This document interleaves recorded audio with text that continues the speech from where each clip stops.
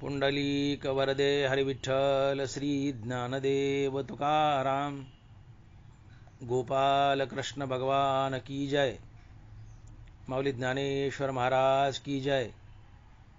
जगद्गुरु तुकाराम महाराज की जय। आता तरी पुढे हाची उपदेश, आता तरी पुढे हाची उपदेश, नका करू नाश आयुष्याचा। सकाळच्या पाया माझे दंडवत, आपलाले चित्त शुद्ध करा। हित ते करावे देवाचे चिंतन, करून या मन एकविध। सकाळच्या पाया माझे दंडवत, आपलाले चित्त शुद्ध करा। तुका म्हणे हित होय तो व्यापार, तुका म्हणे हित होय तो व्यापार, करा काय फार शिकवावे। सकाळच्या पाया माझे दंडवत, आपलाले चित्त शुद्ध करा। प्रस्तुत कीर्तनरूपी सेवेसाठी निवडलेला अभंग जगद्गुरु श्री संत तुकाराम महाराज यांचा 4 चरणाचा आणि उपदेश प्रकरणातील अभंग आहे। 4 चरणाचा आणि उपदेश प्रकरणातील अभंग आहे। तुकोबाराय म्हणतात, आता तरी पुढे हाची उपदेश, नका करू नाश आयुष्याचा। आता तरी पुढे हाची उपदेश, नका करू नाश आयुष्याचा।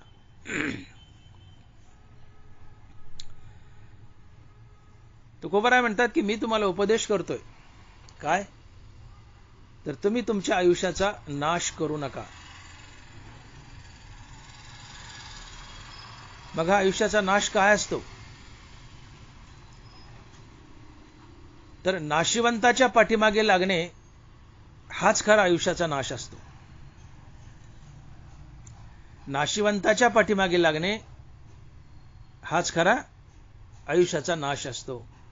आणि म्हणून तुकोबाराय म्हणतात, नाशिवंतासाठी तुका म्हणे करीसी अटी। नाशिवंतासाठी तुका म्हणे करीसी अटी। नाशिवंताच्या मागे लागणे हाच खरा आयुष्याचा नाश आहे। नश्वर संसाराच्या मागे लागणे, नश्वर वस्तू संग्रहाच्या मागे लागणे, नश्वर द्रव्यार्जनाच्या मागे लागणे, नश्वर विषय भोगाच्या मागे लागणे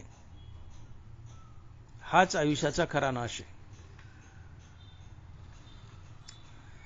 व्यसनाच्या मागे लागणे हाच खरा आयुष्याचा नाश आहे। विषय भोगाच्या मागे लागणे हाच खरा आयुष्याचा नाश आहे।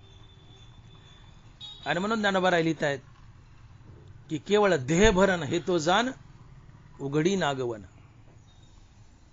केवळ देहभरण हे तो जाण, उघडी नागवन। केवळ खाणं पिणं मजा करणं, देहाचं भरण ही आपण आपली केलेली उघड उघड नागवणूक आहे। कारण हे शरीर पंचमहाभूताचं बनलंय आणि ते शेवटी मेल्यावर पंचमहाभूतात विलीन होणार आहे। ज्ञानोबाराय बोलले, हातो पाचाचा मेळावा, शिखी अनुसरेल पंचत्वा, तयवेळी केला के गिवसावा सिनू आपला। हे पंचमहाभूताचं शरीर बनलंय आणि मेल्यावर हे पंचमहाभूतात विलीन होईल। मग या शरीराचे लळे पुरवण्यासाठी जे आम्हाला कष्ट पडले, त्याचा मोबदला आम्ही कुणाला मागायचा? कारण शेवटी शरीर संपणार आणि भोगही संपणार। मग याला भोग देण्यासाठी, याचे लळे करण्यासाठी जे आम्हाला कष्ट पडले, त्या कष्टाचा मोबदला मागायचा कुणाला? हातो पाचाचा मेळावा, शिखी अनुसरेल पंचत्वा, तयवेळी केला गे गिवसावा सिनू आपला।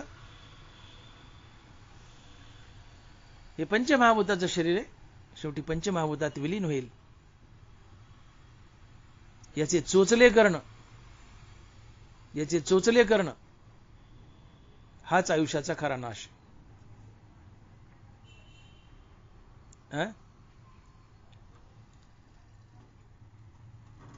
तुम्ही चुकीच्या पद्धतीने वागणं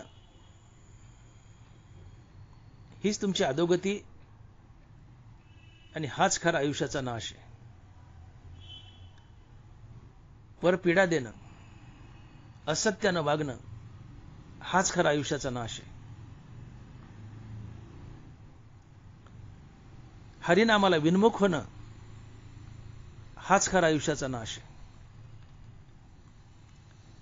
संत संगतीत न येणं, हाच खरा आयुष्याचा नाश आहे.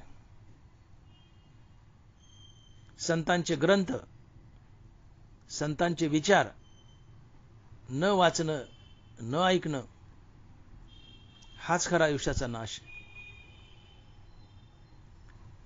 कथा कीर्तनात न बसणं, हाच खरा आयुष्याचा नाश आहे. परद्रव्य परिणारीचा अभिलाष करणं, हाच खरा नाश आहे.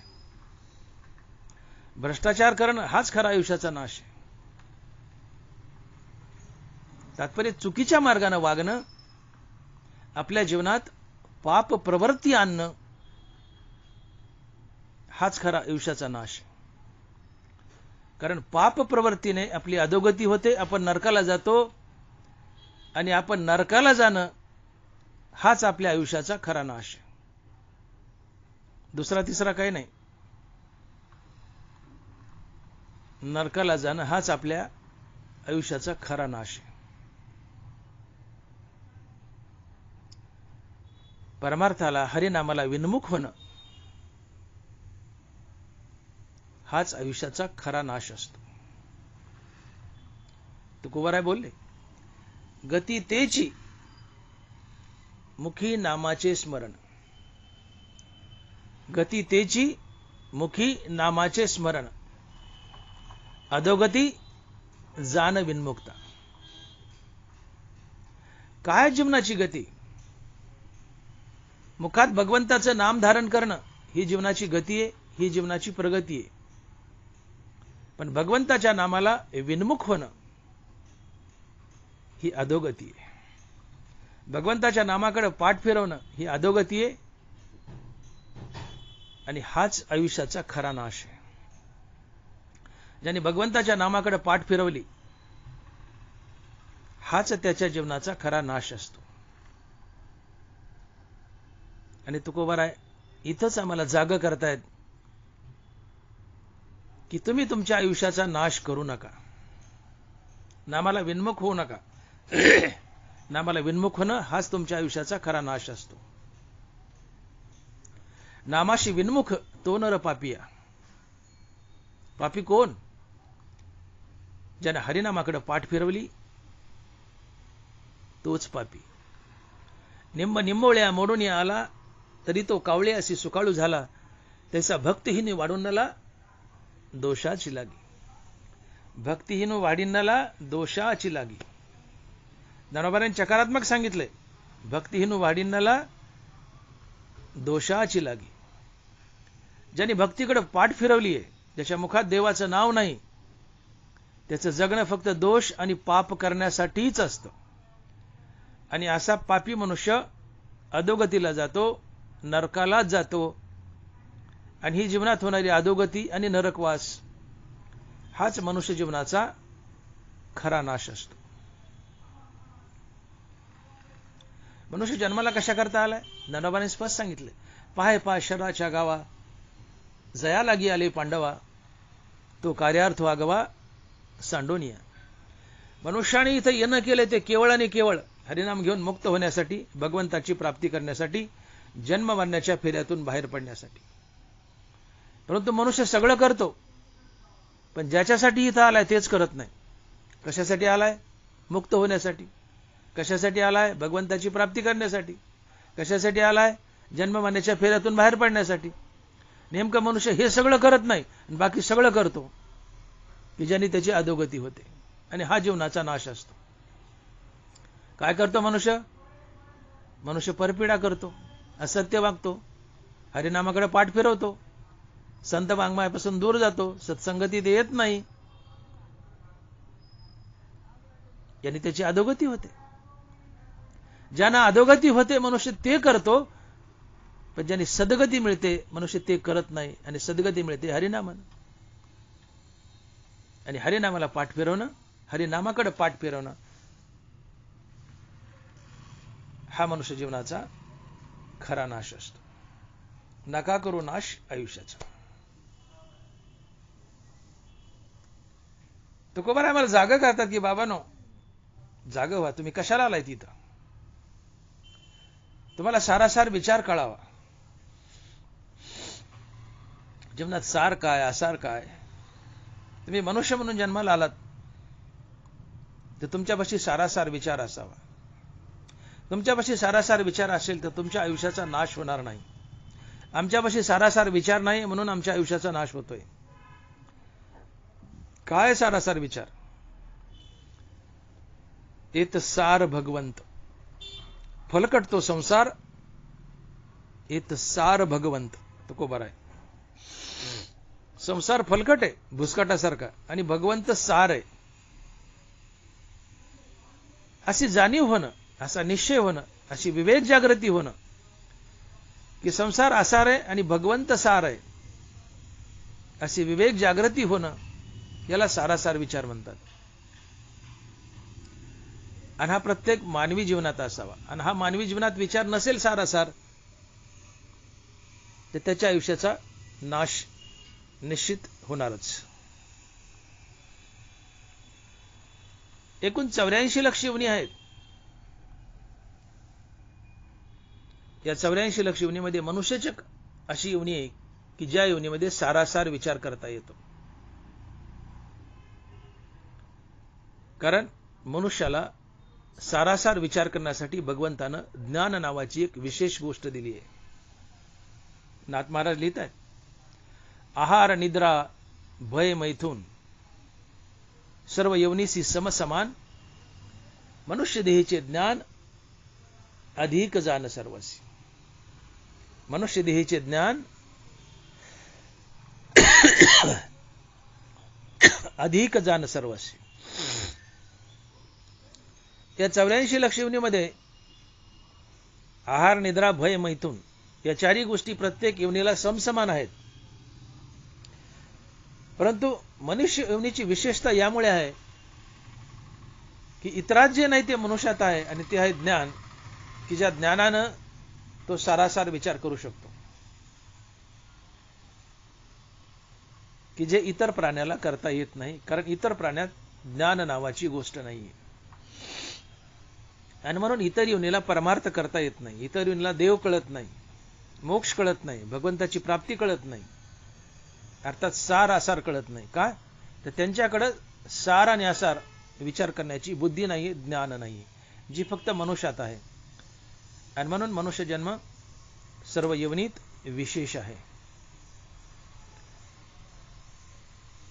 आहार निद्रा भय मैथून सर्व योनीसी समसमान, परी मनुष्य देहीचे ज्ञान अधिक जाण सर्वाशी. म्हणून मनुष्य योनी विशेष आहे आणि ती महत् प्रयासानं तुम्हाला प्राप्त झाली. हिशोब केला तर अंदाजे 10-12 कोटी वर्षानंतर मनुष्य जन्म मिळतो. 10-12 कोटी, 10-12 लाख नाही, 10-12 कोटी वर्षानंतर मनुष्य जन्म मिळतो. इतका मनुष्य जन्म दुर्मिळ आहे. आणि जन्म मरणाचा फेरा हा फक्त मनुष्य योनीतूनच चुकवता येतो, इतर कुठल्याही योनीतून नाही.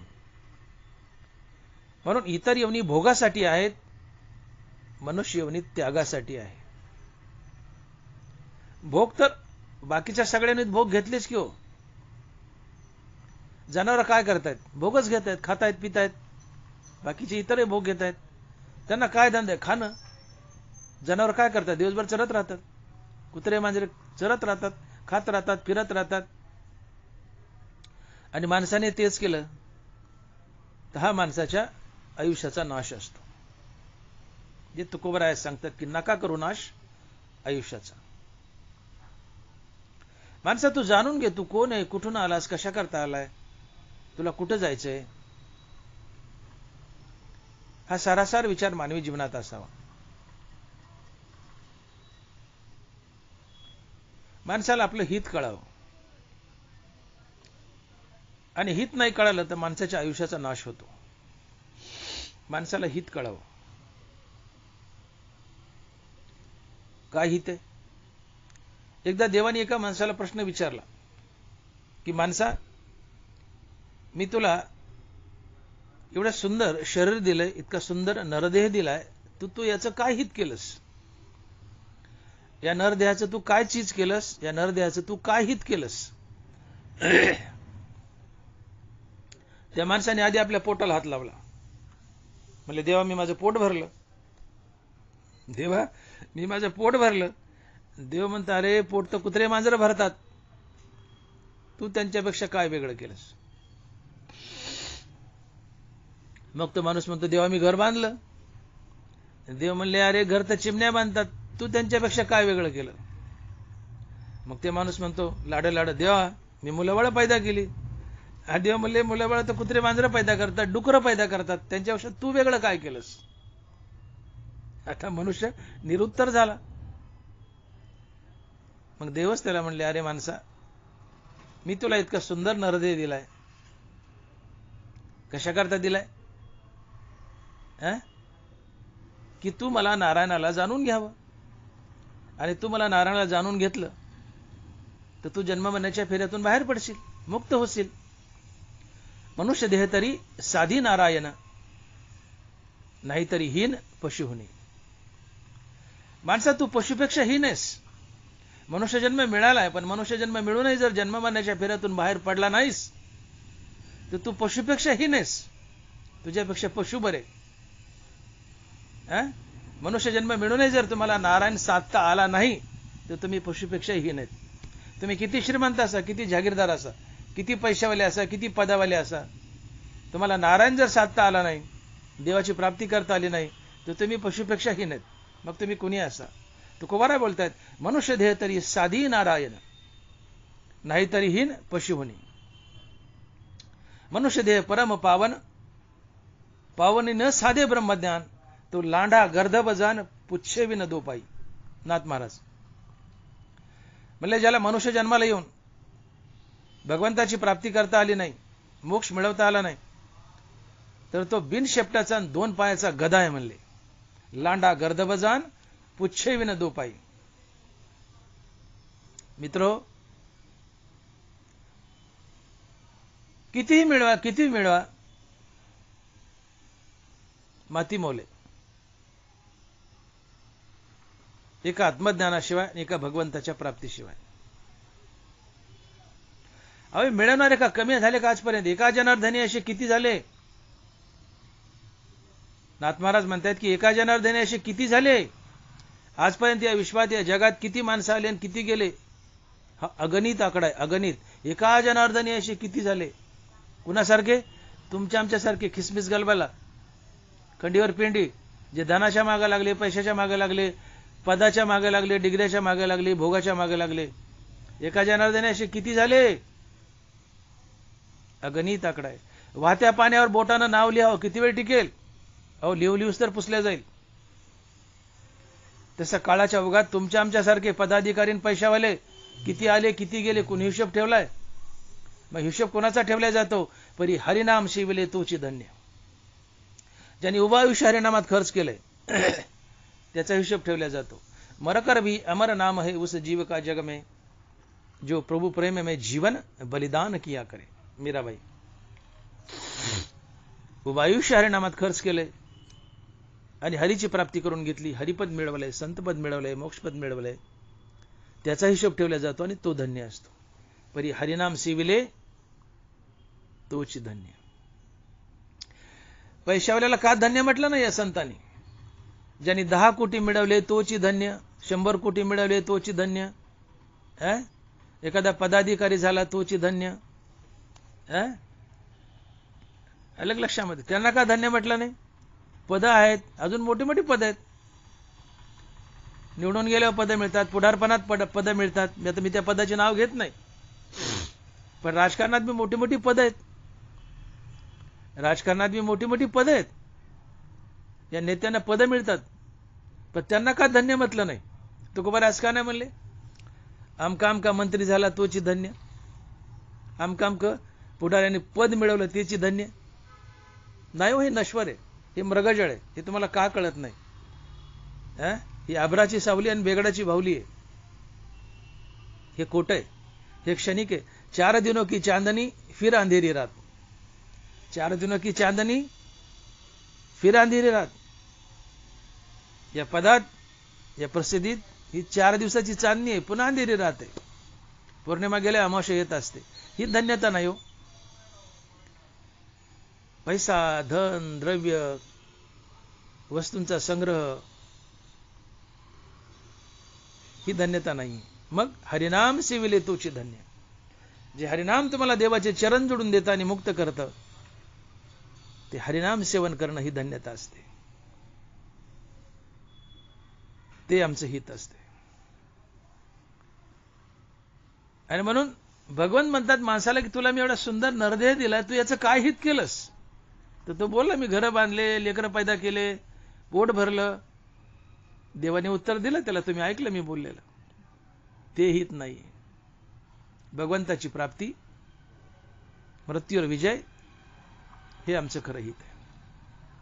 आणि हे साधता नाही आलं तर तुकोबरा याला म्हणतात तुमच्या आयुष्याचा नाश झाला. आणि म्हणून तुकोबरा आग्रह करतायत की नका करू नाश आयुष्याचा. एक आंधळा मनुष्य आहे, जन्मजात आंधळा, रस्त्याने चाललाय आणि तेवढ्यात एक दौंडी पिटवणाऱ्या माणसाचा आवाज त्याच्या कानावर पडलाय की उद्या अमक्या अमक्या अतिशय धनिक माणसाच्या मुलीचं लग्न आहे आणि लग्नामध्ये गोरगरिबांना, आंधळ्या पांगळ्यांना टोपल्यानं नुकती वाढणार आहेत. टोपल्यानं नुकती वाढणार आहेत. तरी सर्व आंधळ्या पांगळ्यांनी, गोरगरिबांनी जेवायला यावं. आंधळा खुश झाला. दुसऱ्या दिवसाची वाट पाहू लागला. सकाळ झाली, पटकन बिगी जे करता येईल तेवढं सकाळचं उरकून घेतलं आणि काठी घेतली, निघाला. जाते अंध, जन्मताचा आंधळा आहे. काठी घेतली, निघाला. जात असताना, त्या लग्न मंडपाकडे जात असताना आंधळा असतो, वाटेत त्याला एका दगडाची ठेस लागली. क्षणभर अडथळा आणि आपल्या मनाशीच पुटपुटला. काय लोक आहेत म्हणले, मी तर आंधळा आहे, मला दिसत नाही, पण कमीत कमी ज्याला दिसते त्याने तरी रस्त्यातले दगड बाजूला करावत ना म्हणले. असा थोडा आवेशात बोलला आणि ज्या दगडाची ठोकर लागली तो दगड त्यांनी पायाने ठोकर मारून बाजूला केला. आता ज्या दगडाची त्याला ठोकर लागली तो दगड साधा दगड नव्हता, तो होता चिंतामणी रत्न किंवा चिंतामणी दगड. चिंतामणी त्याला म्हणतात की तुमच्या मनानं चिंतावं आणि त्या मनाने तुम्हाला द्यावं. जसं कल्पतरू असतो, कामधेनू असते, तसा चिंतामणी असतो. तुम्ही मागावून त्या चिंतामण्याने द्यावं. पण या आंधळ्यानी हा चिंतामणी, त्याला चिंतामणी कळाला नाही, दिसला नाही, म्हणून तो ठोकर मारून बाजूला केला आणि पुढे गेला. आणि तो आंधळा पुन्हा गरिबीच्या दारिद्र्यात अडकला. गरिबीच्या दारिद्र्यात अडकला. आंधळा जसा चिंतामणी रत्नाला ठोकर मारून पुढे जातो आणि गरिबीच्या दारिद्र्यात अडकतो, तसं तुम्ही जर आत्मज्ञानाच्या चिंतामणीला ठोकर मारून पुढे गेले तर तुम्हीही जन्म मरणाच्या दारिद्र्यात अडकता. तुम्हीही जन्म मरणाच्या दारिद्र्यात अडकता. आणि म्हणून ज्ञानोबा बोलतायत की ग्रासू एका अन्नासाठी अंधू धावत आहे किरीटी, आढळला चिंतामणी पाये लोटी आंधळेपणे, तैसे ज्ञान जे सांडोनी जाये तया ऐशी हे दशा आहे, म्हणून कीजे ते केले नव्हे एका ज्ञाने विना. तैसे ज्ञान जो सांडोनी जाये तया ऐशी हे दशा आहे, म्हणून कीजे ते केले नव्हे एका ज्ञाने विना. तुम्ही कितीही मिळवा आणि काही मिळवा, माती मोले एका आत्मज्ञानाशिवाय. या जगतात शाश्वत जर काय असेल तर ते आत्मज्ञान, हरिपद आणि संतपद. या 3 गोष्टी सोडल्या, अर्थात त्यात भगवंत आला. या विश्वात शाश्वत काय असेल तर आत्मज्ञान, हरिपद, संतपद आणि भगवंत. या 4 गोष्टी सोडल्या तर विश्वात सगळं अशाश्वत आहे, नाशिवंत आहे. फक्त या 4च गोष्टी अविनाशी आहेत, शाश्वत आहेत. म्हणून nothing is permanent accept Sant and भगवंत. संत आत्मज्ञानी असतात. नथिंग इज परमनंट या भूतलावर, या विश्वात nothing is permanent accept Sant and भगवंत. संत आणि भगवंत सोडले तर या जगात परमनंट असं काहीच नाही, बाकी सगळं अपरमनंट आहे. आणि मग ज्ञानोबा बोलतात की लटिका व्यवहार सर्व हा संसार वाया येर झार हरिविन. वाया येर झार हरिविन. तुम्ही किती सुपर स्पेशालिस्ट व्हा, MBBS व्हा, MS व्हा, MD व्हा, MCH व्हा, अजून काय काय व्हायचं व्हा, किती मोठ्या पदावर जा, मोठ्या नोकऱ्या मिळवा, मोठे मोठे मंत्री व्हा, संत्री व्हा, काही व्हा, पण वाया येर झार हरिविना. वाया येर झार हरिविना. हरीची प्राप्ती नाही केली तर चक्कर झाली. 4 दिनों की चांदनी फिर अंधेरी रात. माती मोले. आंधळ्याला चिंतामणी कळाला नाही, ठोकर मारून बाजूला केला, गरिबीच्या दारिद्र्यात अडकला. तुम्हा मला मनुष्य जन्माचं महत्व कळत नाही. या मनुष्य देहाला ठोकर मारतो, अर्थात आत्मज्ञानाला ठोकर मारतो. या देहाची आणि आत्मज्ञानाची किंमत कळत नाही. आम्ही आत्मज्ञानाला ठोकर मारून पुढे जातो. आम्ही जन्म मरणाच्या दारिद्र्यात अडकतो, 84 लाख योनीमध्ये अडकतो. आणि याला तुकोबारा म्हणतात आयुष्याचा नाश करणे. याला तुकोबारा म्हणतात आयुष्याचा नाश करणे. आणि म्हणून तुकोबारा म्हणतात नका करू नाश आयुष्याचा, नका करू नाश आयुष्याचा, आता तरी पुढे हाची उपदेश, आता तरी पुढे हाची उपदेश, नका करू नाश आयुष्याचा, नका करू नाश आयुष्याचा.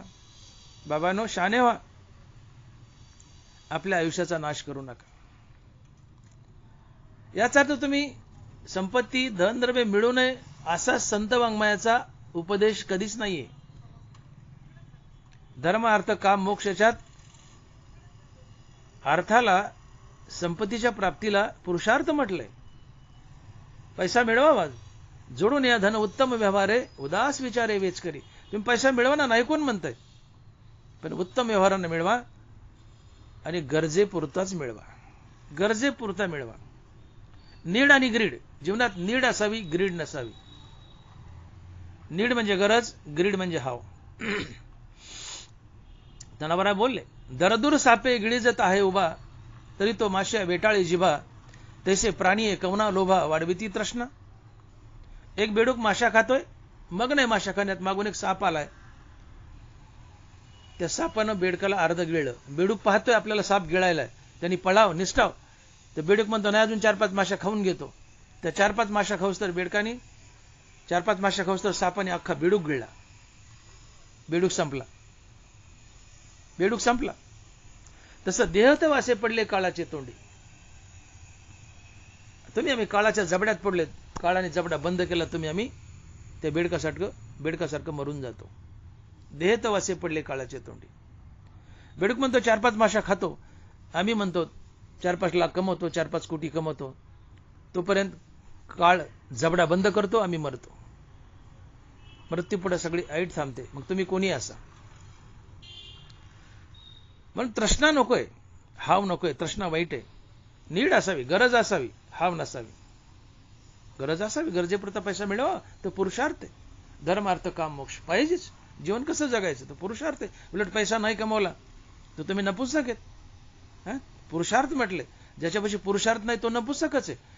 धर्म अर्थ काम मोक्ष पुरुषार्थ आहेत, मर्दानगी आहे. पैसा मिळवायला पाहिजे. ज्या माणसाला पैसा मिळवता नाही तो माणूस कसला.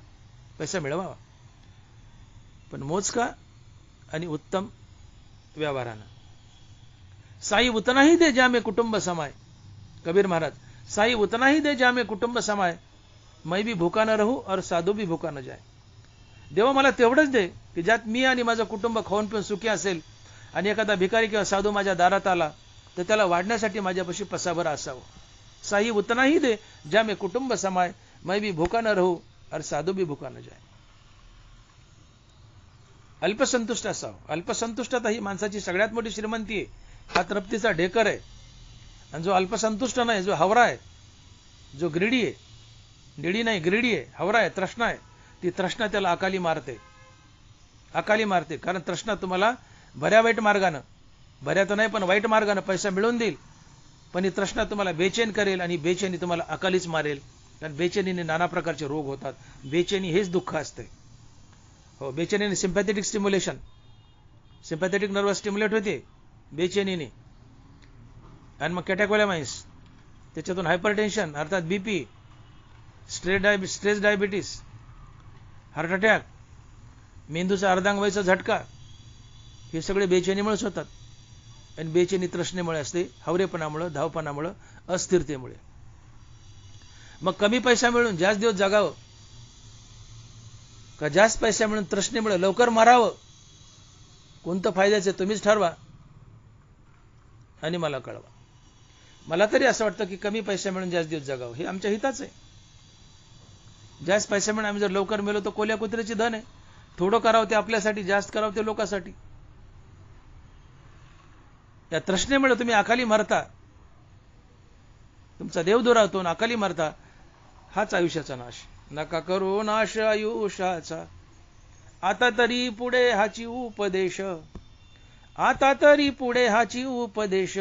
नका करू नाश आयुष्याचा, नका करू नाश आयुष्याचा.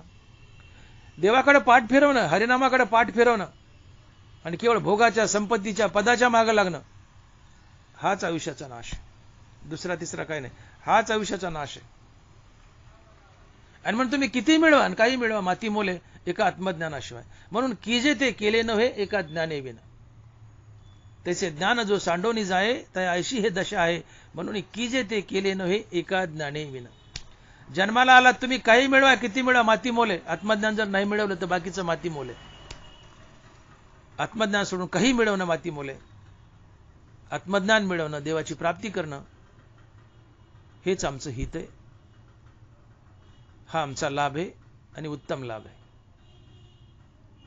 हो.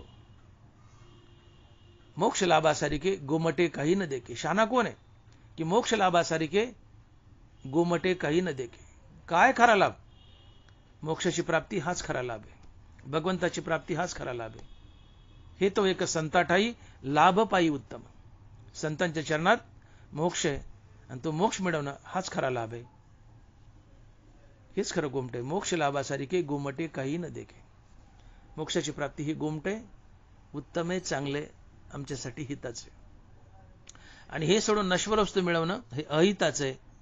आणि त्या नश्वर वस्तूच्या मागे लागणं, नश्वर संसाराच्या मागे लागणं, आयुष्याचा नाश. नका करू नाश आयुष्याचा. आणि म्हणून शहाणं व्हायचंय. पद, प्रसिद्ध डिग्र्या मिळवा हो, पैसा मिळवा हो, पण त्याला कुठेतरी ब्रेक द्या. फक्त त्याच्याच मागे धावू नका, प्रसिद्धीच्या आणि पैशाच्या. ते करा, मर्यादित करा, आणि ते करत करत भगवंताच्या प्राप्तीच्या मागे लागा. हा शहाणपणा आहे, हा विवेक आहे. आणि भगवंताकडे पाठ फिरून, हरिनामाकडे पाठ फिरून केवळ पदाच्या, प्रसिद्धीच्या, धनाच्याच मागे लागले तर तुम्ही चुकले. तुम्ही चुकले. तुमच्या आयुष्याचा नाश झाला, तुमची व्यर्थ चक्कर झाली. वायर झार हरिविना. हाच आयुष्याचा नाश असतो. आणि म्हणून तुकोबाराय आम्हाला जागा करतायत की बाबांनो, तुम्ही श्रीमंतीच्या, पदाच्या, प्रसिद्धीच्या मागे लागणं हा आयुष्याचा नाश आहे. हा आयुष्याचा नाश करू नका, हे तुकोबाराय अभंगाच्या पहिल्या चरणात सांगतायत. आणि महाराज लिहितायत की आता तरी पुढे हाची उपदेश, नका करू नाश आयुष्याचा. आता तरी पुढे हाची उपदेश, नका करू नाश आयुष्याचा. फक्त पदाच्या, प्रसिद्धीच्या, धनाच्या मागे लागणे आणि भगवंताकडे पाठ फिरवणे हा आयुष्याचा नाश आहे. पण पद, प्रसिद्धी, धन, द्रव्य मिळवत मिळवत, मर्यादेत मिळवत मिळवत भगवंतही मिळवणे, भगवंताच्या पाठीमागे लागणे हा शहाणपणा आहे. हा आयुष्याचा नाश नाही. पण भगवंताकडे, हरिनामाकडे टोटल पाठ फिरवायची आणि केवळ धनाची, प्रसिद्धीची, पदाची तृष्णा वाढवायची, हा आयुष्याचा खरा नाश आहे. आणि म्हणून तुकोबाराय आम्हाला जागा करतायत की आता तरी पुढे हाची उपदेश, नका करू नाश आयुष्याचा. कारण आजपर्यंत जे आले त्यांनी सगळं हेच केले. धन, द्रव्य, प्रसिद्धी याच्याच मागे लागले. आले आणि गेले. कोणी हिशोब ठेवला एका जनार्दनाशी किती झाले? कोण हिशोब ठेवला? आले आणि गेले काळाच्या ओघात. कोणी मोजले त्यांना? हिशोब त्यांचा ठेवला जातो, ज्ञानोबराय, तुकोबाराय सारख्या महासंतांचा. तुमच्या आमच्यासारख्या जागीरदाराचा कोण हिशोब ठेवला? आले आणि गेले काळाच्या ओघात. कोणी हिशोब ठेवला नाही. आणि यालाच आयुष्याचा नाश म्हणतात. हा तुमच्या आयुष्याचा नाश होऊ नये म्हणून तुकोबाराय आमची कळकळ वाहतायत, काळजी वाहतायत की आता तरी पुढे हाची उपदेश, नका करू नाश आयुष्याचा. आता, आता शब्द वाक्यात आला की तो आड घालतो. जसं आता विश्वात्मके देवे, येणे वाग्यज्ञे तोषावे, तोषोनी मज द्यावे पसायदान. ज्ञानोबा काय म्हणले आपल्या गुरुला निवृत्तीनाथांना की आता विश्वात्मके देवे. देवा तुम्ही मला आदेश दिला ना निवृत्तीनाथा की तू ज्ञानेश्वरी लिही, गीतेवर भाष्य कर. मी लिहिली ना, तुमची इच्छा पूर्ण केली ना. तुम्ही म्हणलं तशी मी ज्ञानेश्वरी लिहिली, गीतेवर भाष्य केलं. पण आता माझीही काही इच्छा आहे, माझी काही मागणी, मी तुमची इच्छा पूर्ण केली, पण आता माझीही काही इच्छा आहे ती तुम्ही पूर्ण करा. काय तर पसायदान रूपी मला तुम्ही दान द्या. आणि म्हणून आठ घातली आता. आणि मग पुढे पसायदान लिहिलं. आणि निवृत्तीनाथाने म्हणले हो येत म्हणे श्री विश्वेश्वराओ हा दोही होईल दान पसावो. येणे वरे ज्ञान देव सुखिया झाला. ही आता शब्द आठ घालतो किंवा काही सुचवतो. इथं तुकोबारायांनी काही सुचवलंय किंवा आठ घातली आहे. आता तरी पुढे हाची उपदेश काय नका करू नाश आयुष्याचा. आता तरी पुढे हाची उपदेश नका करू नाश आयुष्याचा. बाबांनो इथून मागचं गेलेले आयुष्य वाईट वागण्यात, पाप करण्यात, परपीडा करण्यात, परद्रव्य परनारीचा अभिलाष करण्यात, पाप करण्यात, वाईट वागण्यात आयुष्य गेलं रे इथून मागचं. जाऊ दे. देवाचं नाव नाही घेतलंस जाऊ दे. देवाकडे पाठ फिरवले जाऊ दे. कीर्तनात प्रवचनात बसला नाही जाऊ दे. जेवढं वाईट वागायचं तेवढं वाईटच वागलाय जाऊ दे. हे तुला सगळं माफ, हे तुला सगळं माफ. ज्ञानोबा बोलले तेवी भलतेनी भावे मन मज आतू येते व्हावे आले तरी आगवे मागे येईल वाव. नीट ऐका होवी. तेवी भलतेनी भावे मन मज आतू येते व्हावे आले तरी आगवे मागील वाव. तू मागे लय पाप केली, लय पाप केली. आता पापाचं वर्णन करीत नाही, पापा सगळं आलं. तू लय पाप केली, लय वाईट वागला. धनाच्या द्रव्याच्या प्रसिद्धीच्या पदाच्याच मागं लागला, लय पाप केले, लय वाईट वागला, लय भ्रष्टाचार केला. पण याचा तुला पश्चाताप होऊ दे. ते टाक. पश्चातापाच्या अश्रूत आंघोळ कर आणि मला शरण आहे आणि आपली थापली कर, तोबा कर. देवा माझं मागचं चुकलं, मला माफ कर. इथून पुढे मी नीट वागल एवढं मन मी तुला माफ करतो. इथून पुढे मी तुझं कल्याण करील. तेच तुकोबाराय म्हणतात आता तरी पुढे हाची उपदेश. मागं वाईट वागला ना, सुटलं म्हणले माफ. इथून पुढे चांगला वाग. तुझ्या उरलेल्या आयुष्याचा नाश करू नको. गेलेल्या आयुष्याचा नाश झालं तर झालं, पुढच्या आयुष्याचा नाश करू नको. ज्ञानोबा तेच म्हणतात तेवी भलते निभावे मन मज आतू येते व्हावे आले तरी आगवे मागील वाव. मागचा पापी आहेस, लबाडेस, वाईट आहेस, आयुष्याचा नाशच केलाय मागच्या. पण आता मला शरण आहे, पश्चाताप कर, मला शरण आहे, माफी माग. मी तुला सगळं माफ करील. आले तरी आगवे मागील वाव. मागचं वाव म्हणजे माफ, व्यर्थ गेलं. इथून पुढे नीट वाग. आणि म्हणून आधी जरी दुराचारी तरी आता सर्वोत्तमचे अवधारी. जैसा बुडाला महापुरी न मरता निघाला. तू आधीचा दुष्ट आहेस, दुराचारी, पण आता सर्वोत्तम आहेस का तर पश्चातापाच्या अश्रूत तू आंघोळ केलीस. आणि पश्चातापासारखं प्रायश्चित्त दुसरं काही नाही. पश्चाताप तुम्हाला वाईटातून तोडतो आणि चांगल्याशी जोडतोच. त्यालाच पश्चाताप म्हणतात. पश्चातापाने वाईटातून तोडले आणि चांगल्याशी जोडलं नाही तर तो पश्चाताप कसला. पश्चाताप कशाला म्हणतात. तुम्हाला वाईटापासून तोडतो आणि निश्चित चांगल्याशी जोडतो तो पश्चाताप असतो.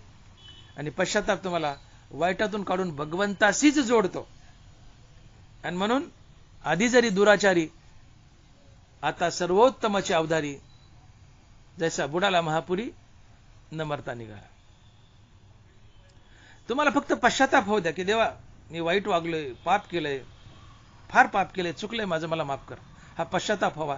देवाला शरण या. देव मागचं माफ करतो का. देव आमचा बाप आहे. हो या कारणे मी पिता मदब्रह्म हे माता अपत्य पंडोसुता जगडंबरू. माया ही आमची आई आहे आणि पांडुरंग आमचा बाप आहे. आणि पांडुरंग आणि माया या दोघांपासून एक अपत्य जन्माला आले, त्याचं नाव आहे अवडंबर, अर्थात जग किंवा विश्व. म्हणून कृष्ण परमात्मा, पांडुरंग परमात्मा जगाचा बाप आहे आणि आम्ही पांडुरंगाची लेकरं आहोत. आणि पुत्राचे लाखो अपराध पोटात घेतो तोच बाप असतो. मुलगा चुकलाय आणि बापाला शरण आलाय आणि बापाने मुलाला माफ नाही केलं तर तो बापच कसला. त्याला बाप म्हणून घ्यायचा अधिकार नाही. मुलगा चुकावा आणि बापाला शरण यावं, बाप माफ करतोच. आणि मुलगा चुकलाय, बापाला शरण आलाय आणि बापाने माफ नाही केलं तर तो बापच नाहीये, त्याला बाप म्हणून घ्यायचा अधिकार नाही. तसं देव आमचा बाप आहे. आम्ही चुकलोत आणि देवाला शरण गेलोत आणि माफी मागितली आणि देवाने माफ नाही केलं तर तो देव कसला. आम्ही लाख चुका करू द्या, देवाला शरण जाऊ द्या, माफी मागू द्या, आम्हाला पश्चाताप होऊ द्या, देव आम्हाला माफ करतोच. आले तरी आगवे मागील वाव. देव आमचा बाप आहे, मागच्या लाख चुका माफ करतो. पुत्राचे लाखो अपराध पोटात घेतो तो बाप असतो. देव आमचा बाप आहे, तो आम्हाला मागचं माफ करतो. आणि म्हणून तुकोबाराय म्हणतात की आता तरी पुढे हाची उपदेश. पुढे, अरे मागं चुकलास, पाप केलेस, वाईट वागलायस, पण ते सोड, पश्चाताप कर, देवाला शरण ये, देव तुला माफ करेल. उरलेल्या आयुष्याचा नाश केलायस, जाऊ दे, तुला माफ, पण इथून पुढच्या आयुष्याचा तरी तू नाश करू नको. नका करू नाश आयुष्याचा, नका करू नाश आयुष्याचा, आता तरी पुढे हाची उपदेश, आता तरी पुढे हाची उपदेश, नका करू नाश आयुष्याचा, नका करू नाश आयुष्याचा. अरे बाबांनो, मी तुम्हाला उपदेश करतोय, मागच्या आयुष्याचा नाश झाला, इथून पुढच्या उरलेल्या आयुष्याचा तरी नाश होऊ देऊ नका. तुकोबाराय आम्हाला उपदेश करतात. उपदेश माणसाला करायचा असतो, जनावराला नाही. मी बोललो, आहार निद्रा भय मैथून सर्व योनीसी समसमान, मनुष्य देहाचे ज्ञान अधिक जाण सर्वांशी. बाकीच्या योनीला ज्ञान नाही, मनुष्याला ज्ञान आहे, आणि म्हणून मनुष्याला उपदेश करायचा असतो. जनावरला उपदेश नसतो, कारण त्यांना ज्ञान नाही, त्यांना कळत नाही. एकदा बस स्टँडला एक बोर्ड लावला होता की येथे कोणी लघवी करू नये, लघवी केल्यास 100 रुपये दंड आकारण्यात येईल. हा बोर्ड वाचून एक मनुष्य गेला आणि कोपऱ्यात लघवी केली. ते पाहिलं का पोलिसानं. पोलीस धावत आला, पकडलं गचोऱ्याला, 2 दांडके लावले, 100 रुपयाची पावती फाडली. तेवढ्या तिथे घोड्याचा तांगा आला, आणि त्या घोड्याने लघवी केली. ते माणूस लागला हसायला, म्हणले, पोलीस साहेब, आता त्या घोड्याला 100 रुपयाची पावती फाडा. पोलीस म्हणतो, गाढवा, ते जनावर आहे, जनावर अक्कल नसते, अक्कल माणसाला असते. त्याला समज नाही, तुला समज आहे कुठं लघवी करायची, कुठं करू नये. तुला ज्ञान आहे, त्याला ज्ञान नाही, ते जनावर आहे. तुला ज्ञान आहे, तू माणूस आहेस. आणि म्हणजे ज्याला ज्ञान आहे, ज्याला समज आहे, त्याला उपदेश करायचा असतो. उपदेश जनावराला नाही, उपदेश माणसाला करायचा असतो. का? माणसाला समज आहे, माणसाला ज्ञान आहे, आणि ही समज आमच्यात आहे, हे ज्ञान आम्हाला आहे, हा सारासार विचार आमच्यापाशी आहे. म्हणून तुकोबाराय म्हणतात की आता तरी पुढे हाची उपदेश, हाची उपदेश, चल लावले, हाची उपदेश. काय? नका करू नाश आयुष्याचा. बाबांनो, मी तुम्हाला उपदेश करतोय. उरलेलं आयुष्य मातीमोल झालं, विषय भोगात गेलं, माझ्या ह्याच्या पदप्रसिद्धी धनद्रव्यात भोगात गेलं, त्याचा नाश झालाय, त्याचा झालाय. उरलेल्या आयुष्याचा ते नाश करू नका, हा माझा उपदेश आहे का? आता तरी पुढे हाची उपदेश, नका करू नाश आयुष्याचा. आणि हा उरलेल्या आयुष्याचा नाश करू नका हे सांगताना तुकोबाराय म्हणतात की मी तुमच्या सगळ्याच्या पायाला लागतो, तुम्हाला दंडवत घालून सांगतो की उरलेल्या आयुष्याचा नाश करू नका. हे तुकोबाराय अभंगाच्या 2ऱ्या चरणात सांगतात. आणि महाराज लिहितात, सकळाच्या पाया माझे दंडवत, आपलाले चित्त शुद्ध करा. सकळाच्या पाया माझे दंडवत, आपलाले चित्त शुद्ध करा. तुकोबारायांनी आम्हाला इथं दंडवत घातलाय. दंडवत या शब्दाचा अर्थ होतो काठीसारखं अंग टाकून देणं. काठी जर उभी काठी तिला सोडून दिलं तर ती जशी सपसेल आडवी पडते, तसं अंग सपसेल समोरच्या माणसाच्या चरणावर टाकून देणं, त्याला म्हणतात दंडवत. दंडवत आचार्य, सकळाच्या पाया माझे दंडवत. तुकोबारायांनी आम्हाला दंडवत घातलाय. तुकोबाराय ज्ञानोबारायासारखे महासंत जगात झाले नाही, होणार नाहीत. अशा महासंतांनी, अशा तुकोबारायांनी आम्हाला दंडवत घातलाय. नुसता नमस्कार बी नाही हो, साष्टांग दंडवत घातलाय. आमच्या पायावर लोळतायत तुकोबारायन, म्हणतायत काय? की उरलेल्या आयुष्याचा नाश करू नका. मी तुमच्या पाया पडून सांगतो, मी तुम्हाला दंडवत घालतो, तुम्ही आपलं चित्त शुद्ध करा. उपदेश भीक मागितलं तरच करायचा असतो, हा मुद्दा लक्षात घ्या. ते ज्ञान पैगा बरवे जणी मनी हाती आणावे, तरी संता या भजावे सर्वस्वेसी.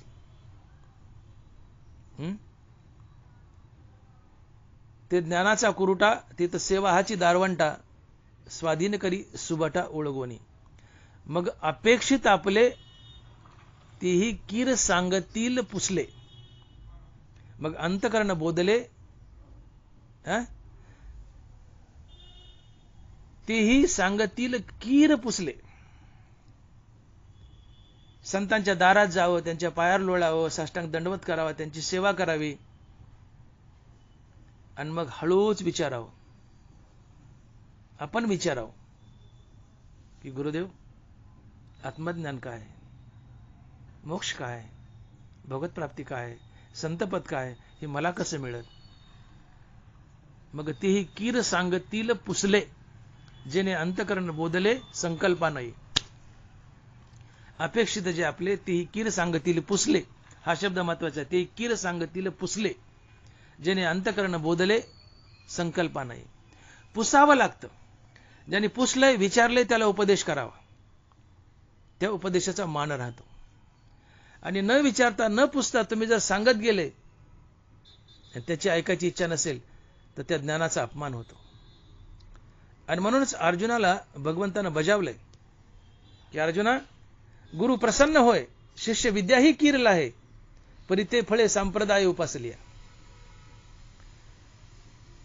अर्जुना, गुरु प्रसन्न होय, शिष्य विद्याही कीरला आहे. तुम्हाला गीता, ज्ञानेश्वरी, एकनाथी, भागवत, गाथा सांगता येते, ज्ञान आहे. पण ज्याला सांगायचंय त्याला ऐकण्याची भूक असावी. तो ईश्वरनिष्ठ असावा, तो नामनिष्ठ असावा, तो गुरुनिष्ठ असावा आणि अनिंदक असावा. एवढ्या अटी घातल्यात. या सगळं जर त्याच्याजवळ असेल तर त्याला तू माझी गीता सांग. हे सगळं त्याच्यापाशी नसेल तर माझ्या गीतेचा अपमान होईल. अशा लोकांना गीता सांगू नको. आणि मग गीता सांगितली बी तर त्याला गीतेचं ज्ञान होईल, पण गीतेचं फळ मिळणार नाही. गीतेचं फळ जे मोक्ष ते मिळणार नाही. गुरु प्रसन्न होय, शिष्य विद्याही कीरला आहे, परी ते फळे संप्रदाय उपासली आहे. म्हणून शिष्य ईश्वरनिष्ठ असावा, नामनिष्ठ असावा, गुरुनिष्ठ असावा, अनिंदक असावा आणि त्याला गीता, ज्ञानेश्वरी ऐकण्याची भूक असावी. इतक्या गोष्टी जर त्याच्या जीवनात असतील तरच त्याला माझी गीता सांग, अन्यथा सांगू नको. तात्पर्य भगवंतानं इथे अर्जुनाला असं बजावलंय की समोरचा मनुष्य आहे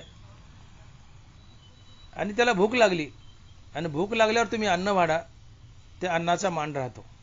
नरबरा बोले, धालया दिव्यान्न सुवावे, मग ते जसे वाया धाडावे, मग तेची कान करावे आरतीचे जोगे. धालया दिव्यान्न सुवावे, मग ते जसे वाया धाडावे, मग तेची कान करावे आरतीची जोगे. खाऊन पिऊन तृप्त झालाय, पोट फुगलंय, ढेकर दिलाय, पोटात अजिबात पैसे नाही, आणि त्याला तुम्ही मागे लागले, जेव जेव, ताट वाढले पक्वानाचं, ते त्या ताटाचा अनादर करतं. मग धनावरा म्हणतात तेच त्याला वाढा ना ज्याच्या पोटात भूक आहे, मग तेच कान करावे आरतीची जोगे. ज्याला भूक आहे त्याला वाढा, ज्याला भूक नाही त्याला बळच वाढू नका. तसं ज्याला गीता, ज्ञानेश्वरी ऐकण्याची भूक आहे त्याला आवर्जून गीता, ज्ञानेश्वरी सांगा. पण ज्याची अजिबात इच्छा नाही गीता, ज्ञानेश्वरी ऐकण्याची, त्याला जबरदस्तीने गीता, ज्ञानेश्वरी सांगू नका, कारण तो त्या वक्त्याचा आणि गीता, ज्ञानेश्वरीचा दोघाचाही अपमान आहे. मला सांगायचं आहे की याचना केली तरच उपदेश करा, असा शास्त्र नियम आहे. धनराज बोलले, गुरु प्रसन्न होय, शिष्य विद्याही कीरला आहे, परी ते फळे संप्रदाय उपासली आहे. शिष्य ईश्वरनिष्ठ असावा, गुरुनिष्ठ असावा, नामनिष्ठ असावा, अनिंदक असावा, त्याला गीता, ज्ञानेश्वरी ऐकण्याची भूक असावी, आणि वक्ता हा निरीच्छ असावा. काय अटीत? श्रोता ईश्वरनिष्ठ असावा, नामनिष्ठ असावा, गुरुनिष्ठ असावा, अनिंदक असावा, आणि गीता ऐकण्याची त्याला भूक असावी. या अटी श्रोत्याला घातल्यात आणि वक्त्याला अट घातली. वक्ता हा निरीच्छ असावा, पैसा घेऊन कथा करणारा नसावा. या अटी वक्ता आणि श्रोता दोघांनीही पाळाव्यात. याला म्हणतात गीतेचा संप्रदाय पाळणे. आणि हा संप्रदाय पाळला तरच गीता मोक्ष रूपाने फलित होते, अन्यथा नाही. गुरु प्रसन्न होय, शिष्य विद्याही कीरला आहे, परी ते फळे संप्रदाय उपासली. की समोरचा याचना करतोय, मला गीता सांगा, मला गीता सांगा, तरच सांगावी.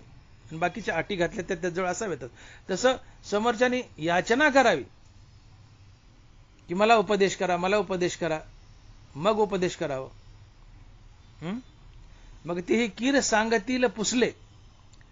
संतांची सेवा करावी, आणि मग ते ही कीर आपलं विचारावं, ते ही कीर सांगतील पुसले, आपण मग सेवा करावी आणि मग पुसावं, विचारावं की गुरुवर्य आत्मज्ञान काय आहे, विवेक काय, वैराग्य काय, आत्मज्ञान काय, मोक्ष काय, हे काय मला सांगा आणि मला कसं मिळेल हा मार्ग दाखवा, आणि मग गुरुनं सांगावं.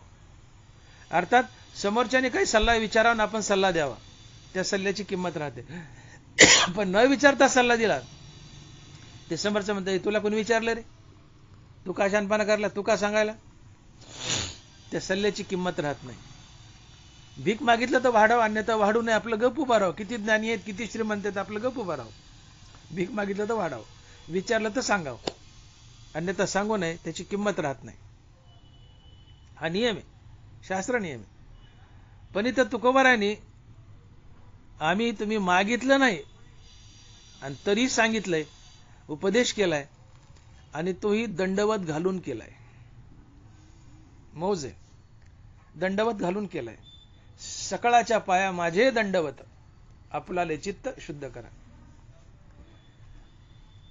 विचारलं तर सांगावं, तुकोबाराय आम्हाला उपदेश करा, तुकोबारायन मग सांगावं. पण आम्ही विचारलं नाही की आमचं हित काय, आमचं हित अहित काय, आमच्या आयुष्याचा नाश काय वगैरे, या गोष्टी विचारून मग महाराजांना सांगावं. पण आम्ही न विचारता महाराज सांगतायत, ते पाय पडून सांगतायत, दंडवत घालून सांगतायत. याचं कारण संत हे समाजाची आई असतात आणि आईला समाजाची अर्थात लेकराची कळकळ असते. तुम्ही एखाद्याच्या घरी जेवायला गेले, पंक्तीला बसले, तिथं म्हणावं लागतं हो पाहुणं वाढावं जेवण. वाढा म्हणल्या बी लवकर येत नाही, तिथं वाट पाहावं लागते. ते म्हणतात थांबा अजून पुऱ्या राहिल्यात, किंवा झालं असलं तर थांबा अजून वाढायला पोरं नाहीत, मागूनही लवकर मिळत नाही. पण तुम्ही तुमच्या घरी गेले, आईला म्हणावं लागतं का आई मला जेवण वाढ? अहो ती दिसली की पहिला पाण्याचा तांब्या देते, हातपाय धु म्हणती, आणि तुम्हाला हातपाय धुवून हात पुसूस तर ताट हजर. अशी कळवळ्याची जाती करी लाभावी न प्रीती. तसे संत आई असतात, त्यांच्याजवळ समाजाबद्दल कळवळा असतो, समाजाबद्दल कळवळा असतो. जगाच्या कल्याणा संतांच्या विभूती, देह कष्टविती परोपकार. एखादं मूल उन्हात खेळतंय आणि सोबत 4-5 मित्र आहेत त्याचे, आई सारखी बाळा दे बाळा उन्हात न खेळू, दुखणं येईल, सावलीत ये, सावलीत ये, सावलीत ये. आई आपल्याच मुलाला म्हणते सावलीत ये, सावलीत ये, सावलीत खेळ. आईला कळकळ आहे मुलाची, आईला मुलाची कळकळ आहे, ती सारखी म्हणते बाळा सावलीत ये, बाळा सावलीत ये, सावलीत खेळ. बाळा म्हणता आई बाकीचे माझे मित्र खेळतात ना, खेळू दे ना, मला तर काय व्हायले. ती म्हणते ते बाकीचे मरू दे, तू सावलीत ये. अर्थात चुकीचंच आहे म्हणणं, पण आईला आपल्या मुलाबद्दल कळकळ आहे, उन्हातून सावलीत ये म्हणते. तात्पर्य आईच्या ठिकाणी जी कळकळ आहे, ती कळकळ समाजाबद्दल संतांच्या ठिकाणी आहे. आणि याच भावनेतून बुडत हे जन न देखिवे डोळा, येतो कळवळा म्हणून या भावनेतून तुकोबारायाच्या आतली आई जागी झाली आहे. जसं आई लहान मुलाला जेवण नाही मागितलं तरी आई त्याला जेवण देते, जबरदस्तीने खाऊ घालते.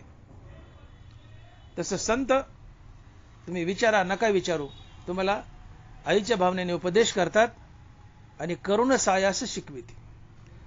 तुमच्यासाठी कष्ट सहन करतात आणि तुम्हाला शिकवतात, सन्मार्गावर आणतात, कारण संत समाजाची आई आहेत. लौकिक जनात आमचे जन्मदाते आईबाप आमचे मायबाप असतात. लौकिक जीवनात आमचे जन्मदाते आईबाप हे आमचे मायबाप असतात, आणि परमार्थात संत आणि भगवंत हे आमचे मायबाप असतात. भगवंत आमचा मायबाप आहे, विठू माऊली, आणि संतही आमचे मायबाप आहेत, ज्ञानराज माऊली, तुका माऊली. आणि म्हणून आईच्या कळकळीनं तुकोबाराय स्वतःहून समाजाला उपदेश करतायत की बाबांनो, इथून मागचं आयुष्य तुमचं वाया गेलं तर गेलं.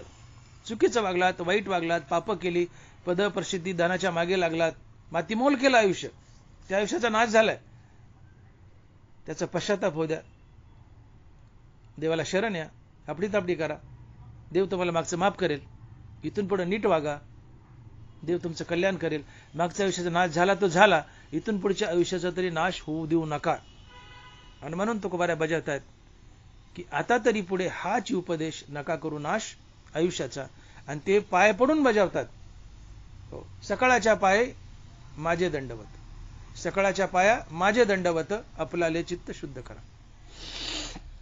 इथून मागचा नाश झालं तर झालं आयुष्य, उरलेल्या आयुष्याचा नाश होऊ देऊ नका. मी तुम्हाला पाय पडून सांगतो. आणि मग नाश कशा प्रकारे होऊ देऊ नका किंवा आयुष्याचा नाश कशा प्रकारे होणार नाही यासाठी एक सद्विचार सांगतायत. आणि महाराज म्हणतायत की मी तुमच्या पाया पडून सांगतो की तुम्ही तुमचं चित्त शुद्ध करा, म्हणजे तुमच्या आयुष्याचा नाश होणार नाही. तुम्ही तुमचं चित्त शुद्ध करा, म्हणजे तुमच्या उरलेल्या आयुष्याचा तरी नाश होणार नाही. आता तुकोबारायाचा हा आग्रह काय की तुम्ही तुमचं चित्त शुद्ध करा, आणि त्यासाठी ते आमच्या पाया पडतात. सकाळच्या पाया माझे दंडवत, आपुलाले चित्त शुद्ध करा. चित्त शुद्ध का करावं? चित्त शुद्ध करणं म्हणजे काय? विकार घालवणे, अहंकार, काम, क्रोध, लोभ, मद, मोह, मत्सर, अजून काय असतील ते हे विकार घालवणे म्हणजे चित्त शुद्ध करणे. विकार घालवणे म्हणजे चित्ताची शुद्धी करणे. मग तुमचं चित्त शुद्ध करा हा तुकोबारायाचा हट्ट का? आणि चित्त शुद्ध झाल्यानंतर तुमच्या उरलेल्या आयुष्याचा नाश व्हायचा नाही, याचा काय संबंध? याचा संबंध असा आहे की तुकोबारायांनी जो हट्ट केलाय की तुम्ही तुमचं चित्त शुद्ध करा, तर चित्त शुद्ध का करा? याचं पहिलं कारण, शुद्ध चित्तामध्ये आत्मज्ञान स्थिरावतं, अशुद्ध चित्तात आत्मज्ञान स्थिरावत नाही. याची साक्ष ज्ञानोबा देत आहेत. मोक्ष देईल ज्ञान इथं कीर नाही आण, परी ते थारे ऐसे मन शुद्ध व्हावे. का चित्त शुद्ध करायचे? का मन शुद्ध करायचे? मोक्ष देईल ज्ञान इथं कीर नाही आण, परी ते थारे ऐसे मन शुद्ध व्हावे. म्हणून मन शुद्ध करायचे. विरक्ती वाचून काही या ज्ञानाशी तगनेची नाही, हे विचारून ठाई ठेविले देवे. पहिल्या चरणात तुकोबाराय म्हणतात, ज्ञानोबाराय म्हणतात की तुम्ही तुमचं मन शुद्ध करा. आणि दुसऱ्या ओळीत म्हणतात की विरक्त मनात आत्मज्ञान स्थिरावतं. अर्थात शुद्ध मन, शुद्ध चित्त म्हणजेच विरक्त चित्त. ज्या चित्ताला सर्व विकार सोडून गेलेत, ज्या चित्ताला काही आवडत नाही, फक्त देवच आवडतो, याला म्हणायचं चित्ताची शुद्धी. विकार तर सोडून गेलेत पण एवढ्यावर थांबलं नाही. अर्थात ज्या चित्ताला सगळे विकार सोडून गेले, आता ज्या चित्ताला विकार तर सोडून गेले पण या चित्ताला आता दुसरं काही आवडत नाही, फक्त देवच आवडतो, ही चित्तशुद्धी असते. फक्त विकार सोडून गेले एवढ्यात भागत नाही, विकार तर सोडून गेलेच पाहिजेत, हो, पण तिथून पुढे त्याला फक्त देवच आवडावा, बाकी काही आवडू नये, ही चित्ताची शुद्धी आहे. विषय तो त्यांचा झाला नारायण, नावडे धनजन माता पिता. अशा विरक्त चित्ताला शुद्ध चित्त म्हणतात. की आता देवाशिवाय कशाची आवड शिल्लक न राहणे, एक भगवंत आणि भगवंताच्या नामाशिवाय कशाचीच आवड शिल्लक न राहणे, ही विरक्ती असते. काही आवडत नाही, फक्त देवच आवडतो, देवाचं नावच आवडतं, ही विरक्ती असते, ही चित्ताची शुद्धी असते.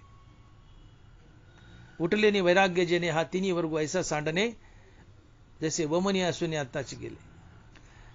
त्रैलोक्यातले भोग हात जोडून समोर उभेत, पण समोर उभे असूनही त्यांचा भोग घ्यावासा न वाटणं, ते कुत्र्याच्या उलटीसारखे तुच्छ वाटणं, हे वैराग्य असते. भोग उपलब्ध आहेत, प्राप्त आहेत, पण प्राप्त असूनही त्यांचा भोग घ्यावासा न वाटणं, हे वैराग्य असते. तुम्हाला उपलब्धच नाही आणि मी वैराग्य म्हणतो, तुमच्यापाशी गाडीच नाही, मारुती कार नाहीये, आणि तुम्ही म्हणतात मी विरक्त आहे गाडीबद्दल. अरे तुझ्याजवळ नाहीच ते विरक्त काय?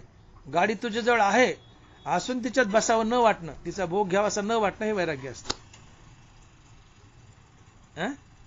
अप्राप्त विरागी ऐसे बहुत देखील जगी. प्राप्ती नाही वस्तूची, मी विरक्त म्हणायचं नाही, नाही, वस्तू प्राप्त आहे आणि तरी तिचा भोग घ्यावासा न वाटणं, हे वैराग्य असते. सोन्याचे निखळ आणि मातीचे ढिकळ सरिसेची मानी. सोन्याचा 1 किलोचा गोळा आणि 1 किलो मातीचा ढेकळ एकाच नजरेने पाहतो. नावडे धन जन माता पिता, विषय तो त्यांचा झाला नारायण. एक देव सोडला तर बाकी काही आवडत नाही आता. ही वैराग्य असते आणि ही चित्ताची शुद्धी असते. ज्या चित्ताला विकार तर सोडून गेलेत, पण ज्या चित्ताला आता काहीच आवडत नाही, फक्त देव आणि देवाचं नावच आवडतं, ते चित्त शुद्ध चित्त. आणि या शुद्ध चित्तालाच विरक्त चित्त म्हणतात. आणि अशा शुद्ध आणि विरक्त चित्तात आत्मज्ञान स्थिरावतं. फक्त अशाच शुद्ध आणि विरक्त चित्तात आत्मज्ञान स्थिरावतं, इतरत्र नाही.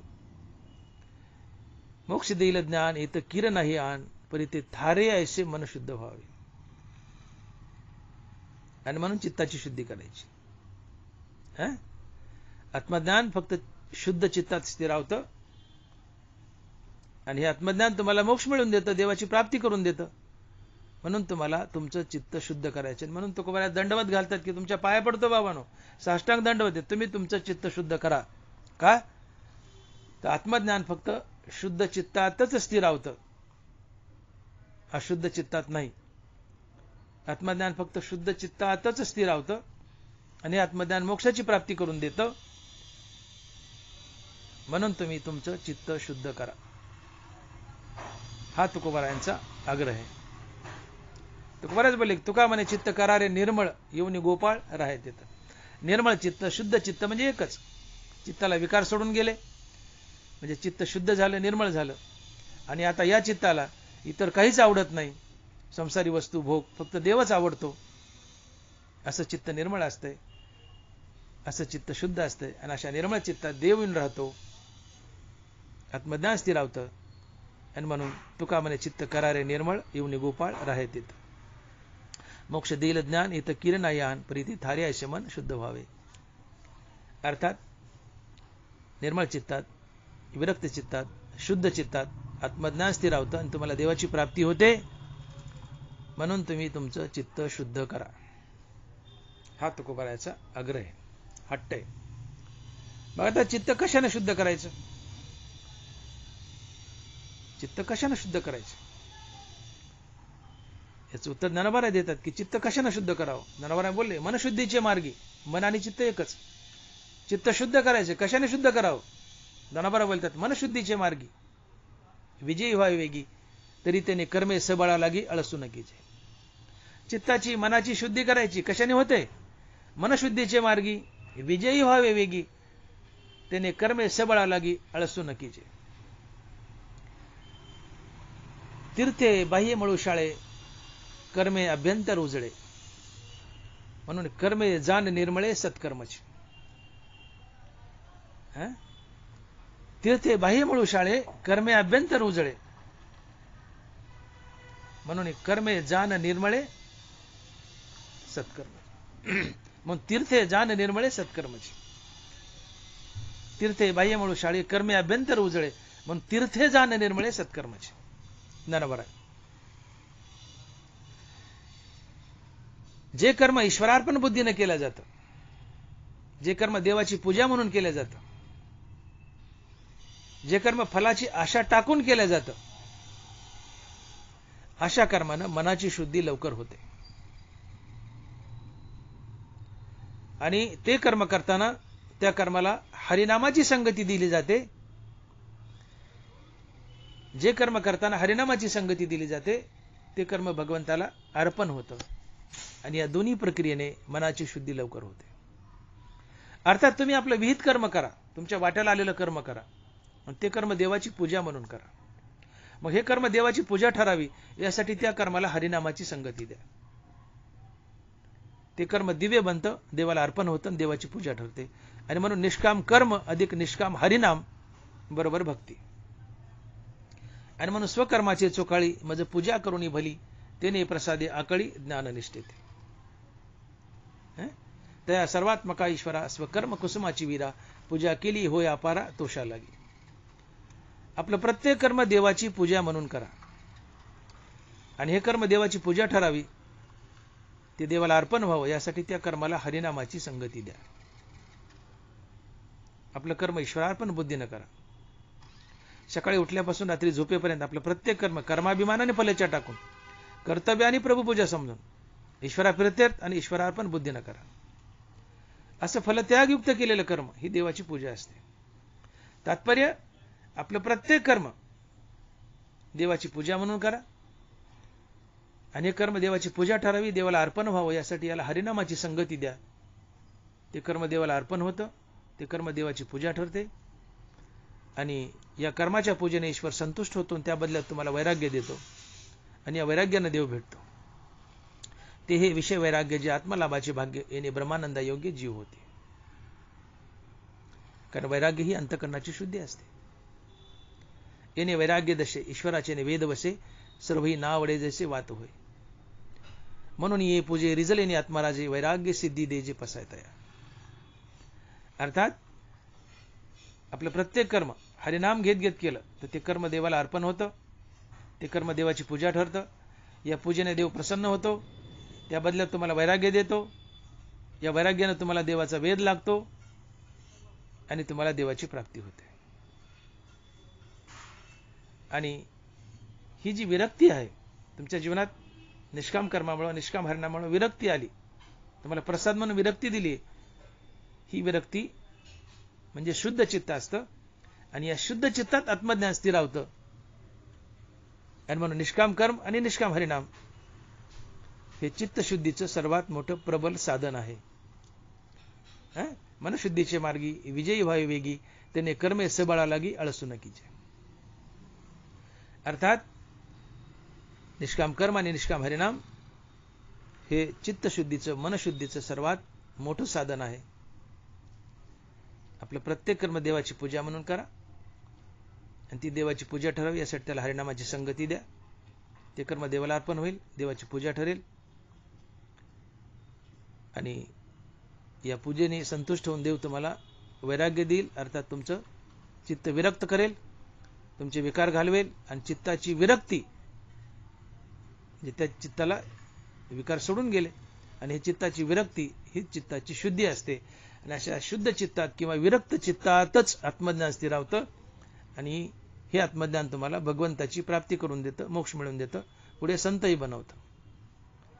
आणि म्हणून निष्काम कर्म आणि निष्काम हरिनाम करा, निष्काम कर्म करा आणि निष्काम हरिनाम घ्या, तुमच्या चित्ताची शुद्धी होईल. नामे होय जे विरक्त, नामे निर्मळ होय चित्त, नामे साधे गुणातीत, नामे निर्मुक्त भवपाश. नामे होय जे विरक्त, नामे निर्मळ होय चित्त, नामे साधे गुणातीत, नामे निर्मुक्त भवपाश. बघा नामाने काय केलंय, नामाने चित्त निर्मळ केलंय, नामाने चित्त विरक्त केलंय, तिकडे निष्काम कर्माने चित्त विरक्त केलंय. म्हणून निष्काम कर्म आणि निष्काम हरिनाम यांची बेरीज म्हणजेच भक्ती. निष्काम कर्म अधिक निष्काम हरिनाम बरोबर भक्ती. आणि निष्काम कर्म आणि निष्काम हरिनामाने तुम्हाला विरक्ती लाभते, चित्ताची शुद्धी होते आणि या शुद्ध चित्तात आत्मज्ञान स्थिरावतं आणि हे आत्मज्ञान तुम्हाला देवाची प्राप्ती करून देतं. आणि मग असं जे शुद्ध आत्मज्ञान आहे, हे शुद्ध आत्मज्ञान तुम्हाला प्राप्त झालं की तुम्हाला देवाची प्राप्ती झाली आणि देवाची प्राप्ती झाली की तुमच्या आयुष्याची हानी टळली, तुमच्या आयुष्याचा नाश टळला. तुमच्या आयुष्याचा नाश होते म्हणजे काय, तुमच्या जीवनात आत्मज्ञान नाहीये, तुम्ही देवाकडे पाठ फिरवली, तुम्ही देवाकडे पाठ फिरवली, देवाकडे पाठ फिरवली म्हणजे तुमचं आत्मज्ञानाने मोक्ष दुरावला आणि आत्मज्ञानाने मोक्ष दुरावणं म्हणजेच आयुष्याचा नाश होणं. आणि मग तुम्ही देवाकडे तोंड फिरवलंय, देवाची भक्ती करू लागलेत, निष्काम कर्मही करू लागलेत, याने तुमचं चित्त शुद्ध झालंय, त्या शुद्ध चित्तात आत्मज्ञान स्थिरावलं आणि आत्मज्ञान तुम्हाला मोक्षाची प्राप्ती करून दिली, देवाची भेट घालून दिली, म्हणजे तुमच्या आता आयुष्याचा नाश टळला, आयुष्याचा नाश होणार नाही.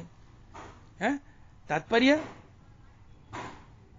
तुम्ही तुमचं चित्त शुद्ध करा, का तर शुद्ध चित्तातच आत्मज्ञान स्थिरावतं आणि देवाची प्राप्ती होते. पण या चित्ताची शुद्धी करण्यासाठी देवाचं चिंतन हे सर्वात मोठं प्रबळ साधन आहे. तुकोबरा ह्या अभंगाच्या 3ऱ्या चरणात सांगतात आणि महाराज लिहितात, हित ते करावे देवाचे चिंतन करून या मन एकविध. हित ते करावे देवाचे चिंतन करून या मन एकविध. अर्थात आपण बोलून गेलो की देवाच्या चिंतनानं मनाची शुद्धी होते, निष्काम कर्मानं मनाची शुद्धी होते, आणि शुद्ध मनात आत्मज्ञान स्थिर राहतं आणि आत्मज्ञानानं तुम्हाला देव भेटतो श्री गुरुच्या कृपेने.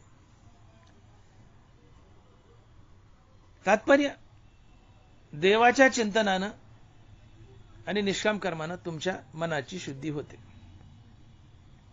आता देवाचं चिंतन म्हणजे काय? तुकोबारा काय म्हणतात की हित ते करावे देवाचे चिंतन करून या मन एकविध.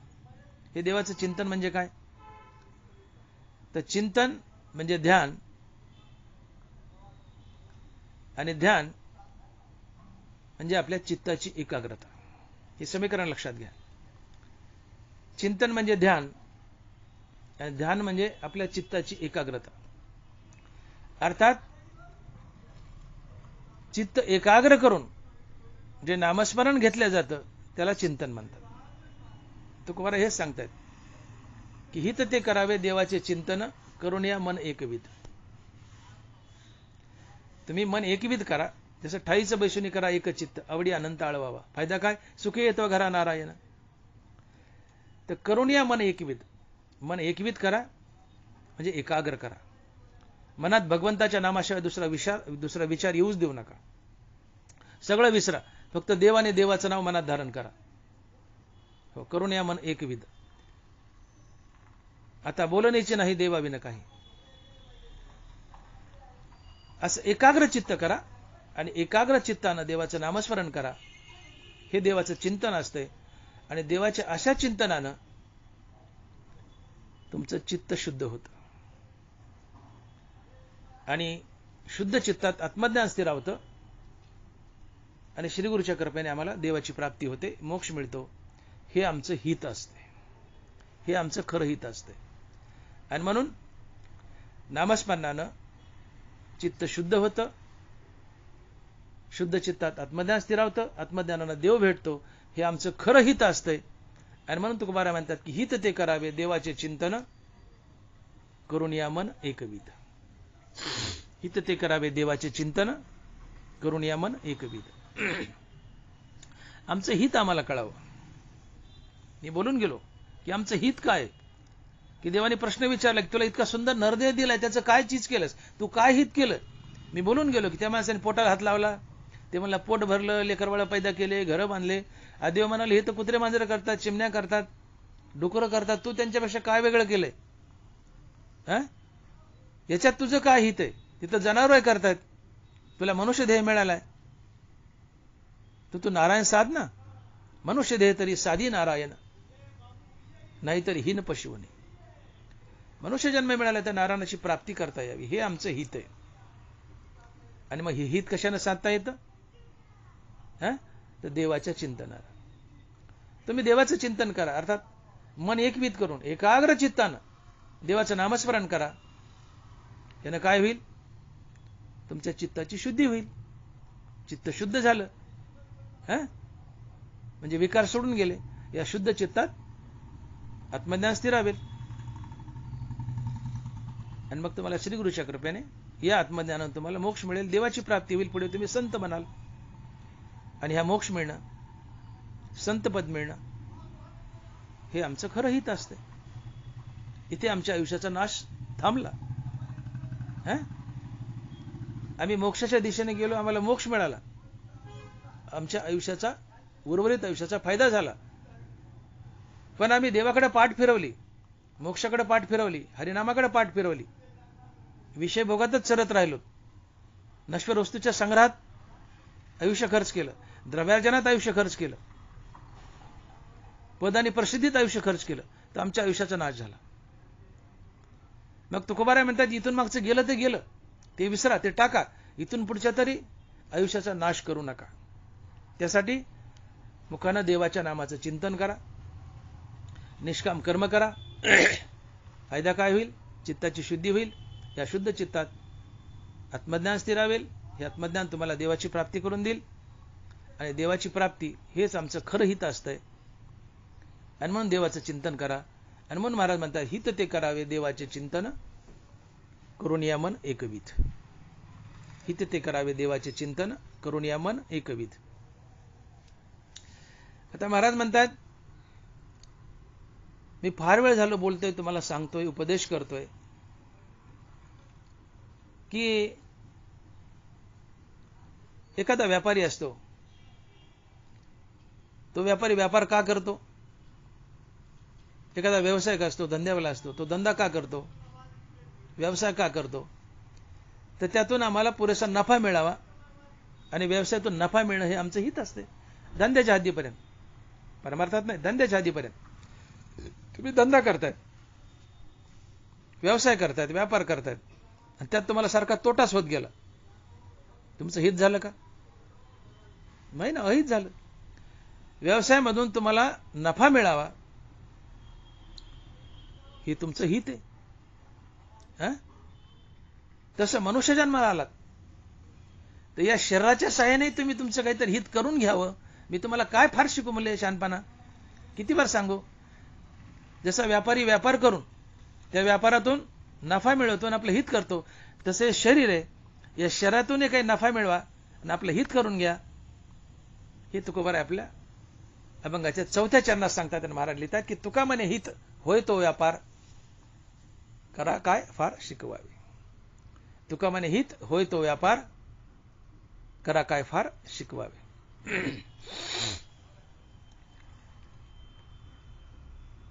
आपलं शरीर हे एक मुद्दल आहे. कुठलाही व्यापारी एखादा व्यापार टाकताना त्याच्यापाशी मुद्दल असतं. त्या मुद्दलानं व्यापार सुरू केला, त्यातून तो नफा काढतो, नफा पुन्हा व्यापारात गुंतवतो आणि त्याचा व्यापार हळूहळू मोठा होतो, वाढत जातो. त्याच्या व्यापाराची वाढ झाली, त्याला प्रमोशन मिळालं व्यापारात, नफ्यावर नफा, नफ्यावर नफा, त्याला प्रमोशन मिळालं, व्यापार वाढला. आपलं शरीर हे एक मुद्दल आहे आणि या मुद्दल शरीरानं जर निरंतर रामनाम घेतलं तर हे रामनाम या मुद्दलावर मिळवलेलं व्याज आहे. बरं काय नाही का? आमचं शरीर हे एक मुद्दल आहे, भांडवल एक मुद्दल आहे आणि या शरीरानं जर नियमित निरंतर रामनाम घेतलं तर हे रामनाम या मुद्दलावर, या शरीरावर मिळवलेलं व्याज आहे. आणि हा व्याज म्हणजे आमचा नफा आहे, आमचं हित आहे. आता हेच रामनाम या शरीरानं सकाम भावनेने घेतलं तर त्याला स्वर्गाची प्राप्ती होईल. पण हेच रामनाम या शरीरानं निष्काम भावनेने घेतलं तर त्याला मोक्षाची प्राप्ती होईल. आणि मनुष्याने आपल्या जीवनात सकाम भावनेने नाही, निष्काम भावनेने नाही, रामनामच घेतलं नाही तर त्याला नरकाची प्राप्ती होईल. आणि म्हणून ज्ञानोबा लिहित आहेत की कामाचे निबळे विशेष हु पायसळे, त्या विषय ना स्वर्गू मिळे ना उद्धर येतो. काय म्हणतात ज्ञानोबा? कामाचे निबळे विशेष उपाय सळे, त्या विषय ना स्वर्गू मिळे ना उद्धर येतो. हे शरीर मुद्दल आहे. या मुद्दल शरीरानं जर सकाम भावनेने रामनाम घेतलं तर त्याला स्वर्ग मिळेल. पण याच शरीरानं जर रामनाम निष्काम भावनेनं घेतलं तर त्याला मोक्ष मिळेल.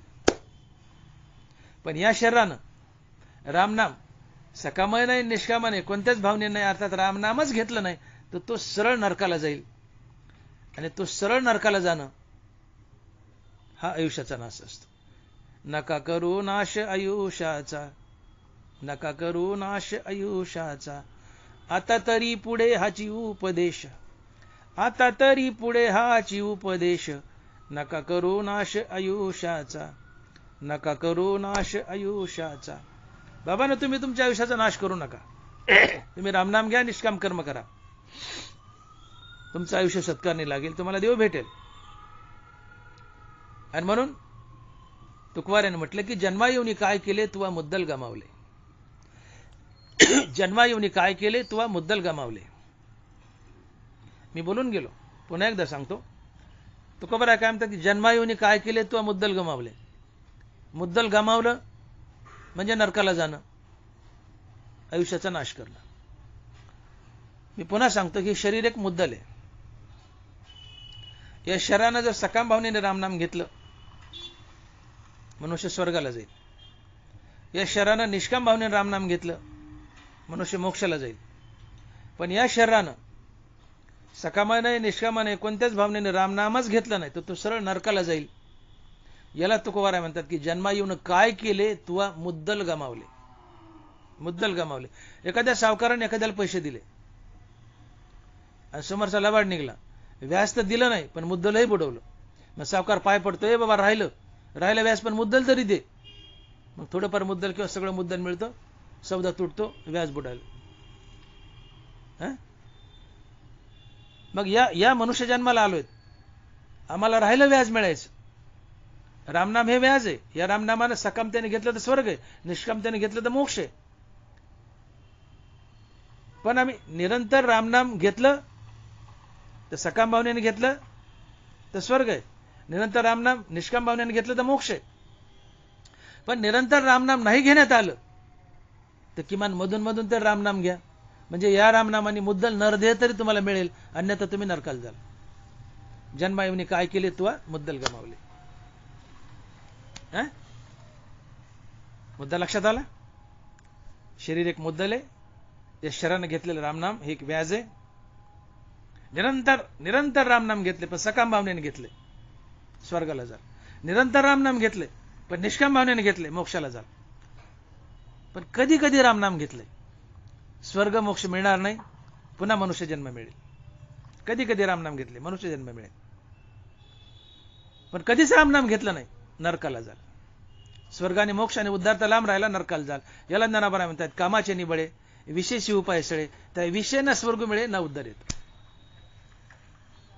आणि म्हणून जन्माला एवढं तरी रामनाम घ्यावं की त्या रामनामाच्या बळावर तुम्हाला पुन्हा मनुष्य जन्म मिळेल.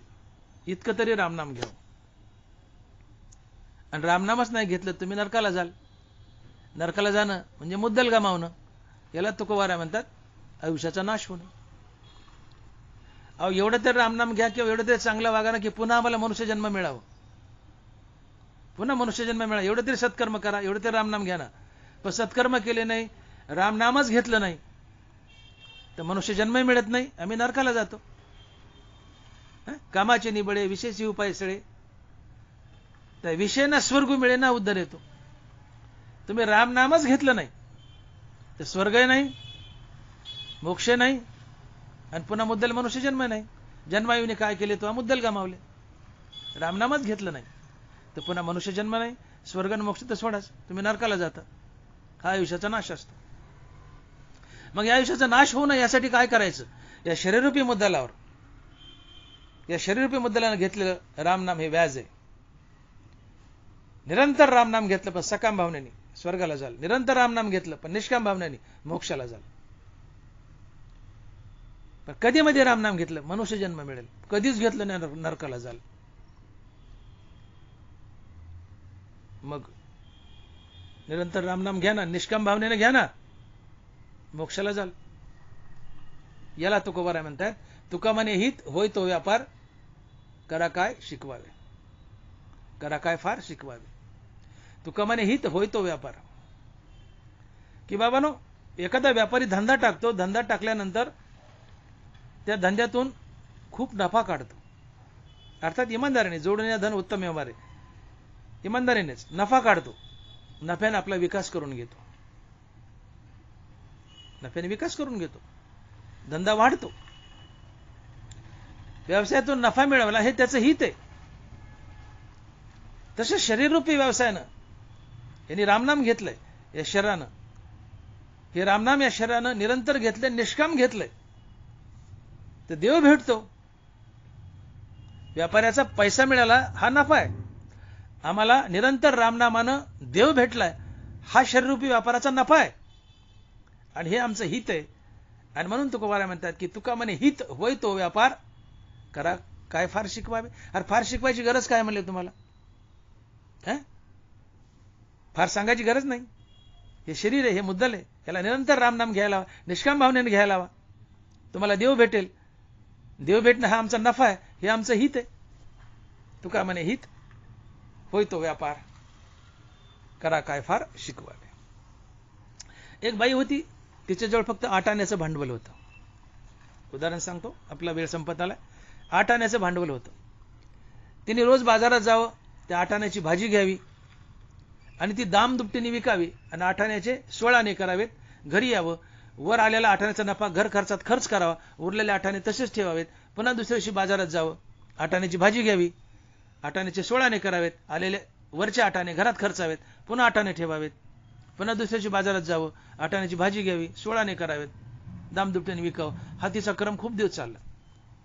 पण एकदा दिवाळीमध्ये आली आणि लेकरं म्हणले, आई आम्हाला टिकल्या पिस्तूल घेऊन दे ना.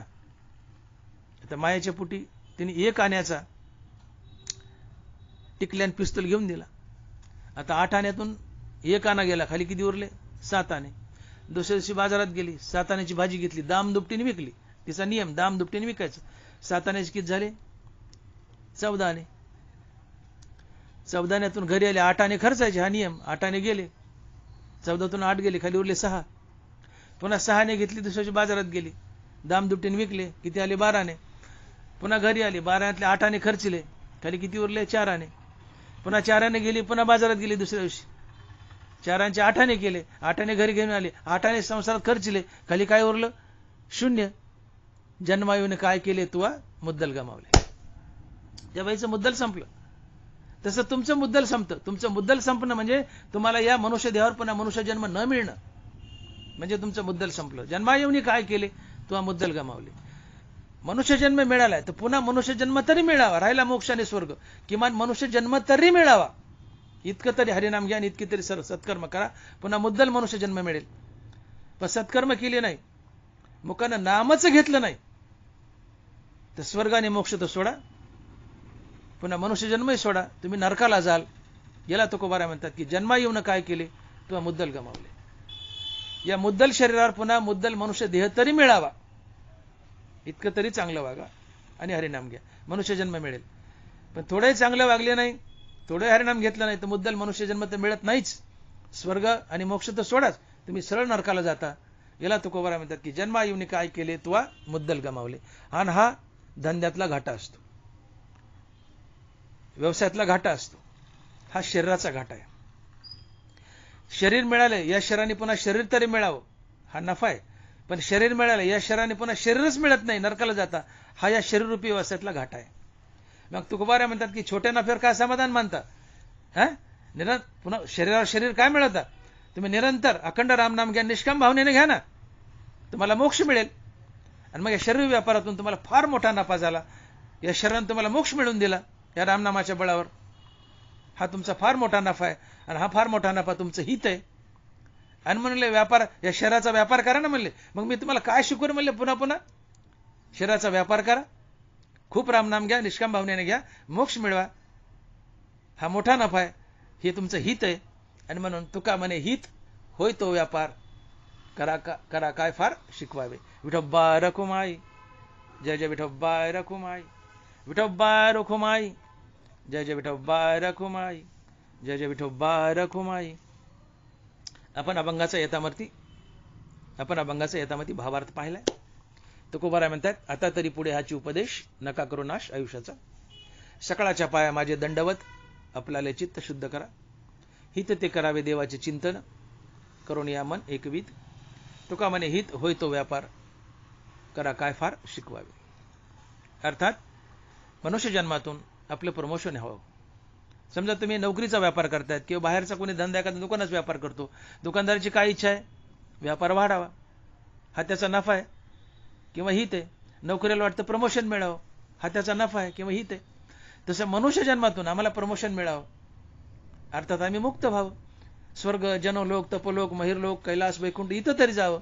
राहील याच्या पुढे अजून जाता आलं तर आनंदाचे, मोक्ष मिळवावा. त्याच्या पुढे जाता आलं संतपद मिळवावं.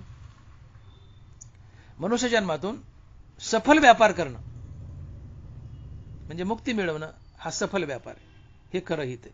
मनुष्य जन्मातून प्रमोशन मिळवा, राहिली मुक्ती. पण स्वर्गलोक, जनलोक, तपलोक, महिरलोक, ब्रह्मलोक कैलास वैकुंठ एवढं तर निदान मिळवा. मोक्ष मिळवता आला, संतपद मिळवता आला तर आनंदच आहे, फार मोठं प्रमोशन आहे. पण किमान ही खालची बारकी तरी प्रमोशन मिळवा, जनलोक तपोलोकाची, कैलास वैकुंठाची. मनुष्य जन्मातून प्रमोशन मिळावं. तुम्ही रिव्हर्शन मिळालं म्हणजे नरकाला गेले, नरकाला गेले म्हणजे आयुष्याचा नाश झाला. प्रमोशन मिळालं म्हणजे जन्माचं हित झालं. मुद्दा लक्षात घ्या. मनुष्य जन्मातून अखंड राम नाम, निष्काम कर्म आणि निष्काम कर्म केले. मनुष्य जन्मातून तुम्ही मोक्ष मिळवला, हित झालं. पण निष्काम कर्म केलं नाही, निष्काम हरिनाम घेतलं नाही, तुमची अधोगती झाली, नरकाला गेले, हा आयुष्याचा नाश. हा टाळा. नका करू नाश आयुष्याचा, नका करू नाश आयुष्याचा. अधोगतीला जाणं, नरकाला जाणं, हाच आयुष्याचा नाश, हा टाळा. आणि म्हणून आता तरी पुढे हाची उपदेश, नका करू नाश आयुष्याचा.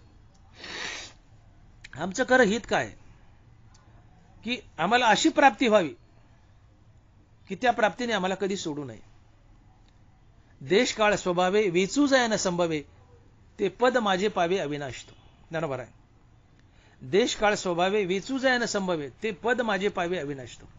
तुम्हाला अशी वस्तू मिळावी की जी तुम्हाला कधीच सोडून जात नाही. कोणत्या देशात, कोणत्या काळात ती वस्तू तुम्हाला कधीच सोडत नाही. अशी वस्तू मिळावी की जी तुम्हाला कधी सोडून जाणार नाही. आणि ती अशी एकच वस्तू आहे, ते आहे मोक्ष, ते आहे हरिपद, ते आहे संतपद.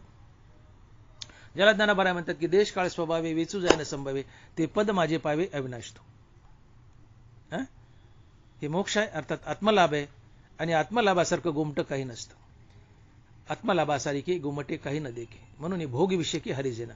आम्हाला आत्मलाभ व्हावा, आम्हाला अर्थात मोक्ष मिळावा, अर्थात हरिपद मिळावं, किंवा त्याच्या पुढचं संतपद मिळावं, हे आमचं खरं हित आहे. आणि हे हित कशानं होतं, तर अखंड निष्काम हरिनाम आणि अखंड निष्काम कर्म केल्यानं. का, तर निष्काम कर्म आणि निष्काम हरिनामानं आमच्या चित्ताची शुद्धी होते. या शुद्ध चित्तात आत्मज्ञान स्थिरावतं. या शुद्ध चित्तात देव राहायला येतो. शुद्ध चित्त म्हणजे निर्मळ चित्त. शुद्ध चित्तात देव राहतो, आत्मज्ञान राहतं. आणि हे आत्मज्ञान आम्हाला देवाची प्राप्ती करून देतं. आणि त्या शुद्ध चित्तात देवही राहायला येतो. काय काय गोष्टी घडल्या, निष्काम कर्म आणि निष्काम हरिनाम यानं विकार सोडून गेले, अर्थात चित्ताची शुद्धी झाली. चित्ताची शुद्धी झाली की तिथं आत्मज्ञान येतं आणि स्थिरावतं. हे आत्मज्ञान आम्हाला देवाची प्राप्ती करून देतं. आणि देवाची प्राप्ती हे आमचं खरं हित असतं. आणि म्हणून हित ते करावे देवाचे चिंतन, करून या मन एकविध. तुमचं कल्याण होईल. सातत्यानं एकांतात असो, लोकांतात असो, घरात असो, कुठं असतो, कामामध्ये काम, काही म्हणा राम राम. मनाला एकविध करा, एकाग्र करा. एकाग्र चित्तानं भगवंताचं अतिशय आवडीनं नामचिंतन करा. या नामचिंतनानं तुमचं चित्त भगवत स्वरूपच बनेल. चिंतने तदरूपता. चित्ताने अखंड नाम घेतलं की चित्त भगवंताचा आकार धरतं आणि ते भगवत स्वरूप बनतं. शिवाय अखंड नामचिंतनानं चित्त एकाग्र करून अति आवडीनं भगवंताचं नामचिंतन केलं तर तुम्हाला विकार सोडून जातात. अंतःकरणाची शुद्धी होते. शुद्ध मनात आत्मज्ञान स्थिरावतं.